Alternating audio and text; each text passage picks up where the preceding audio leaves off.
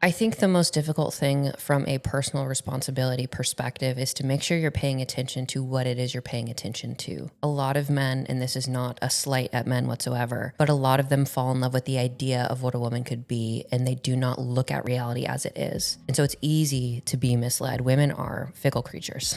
I think that they're quite Camelionesque in their way. And again, that's a strength that they have, but it's also something that can be very harmful in the domain of relationships when you have an honorable man, a good man, right? One with strong values, convictions, a provisional nature. They can be easily misled by the wrong woman, and the wrong woman can absolutely be debilitating to a man. And so not falling into the temptations of your lust, not projecting your desire for femininity onto a woman that doesn't have the capacity to give you those things. And you think that if you give her more, you sacrifice more, you provide more for her, that eventually she will become the version of her that you want her to be. And so this comes down to, what is in it for you? You get to have what you want. I think that the difficulty I have in frustrations that I experience watching some of these things play out is that men do not have the highest standards for women, right? Women have all of these standards, all of the I want a man who, I deserve a man who, and men will settle for less than they deserve because they want attention or they miss the companionship or they're lonely. And unfortunately, if you look at the need as a void that needs to be filled as quick as possible, you're likely going to take the first person that gives you a semblance of attention, shows you some desire, right? And it might be a means to an end that does not respect or honor you. And so really going slow with these things, being intentional with how you move, maybe not showcasing all of your success or the things that you have or what you could do for them. Do not see this from a lens of she deserves or I must as a man give all of these things to her to receive admiration and commitment from her, but really meeting her with your character, with who you are, with what you have to offer that's not maybe material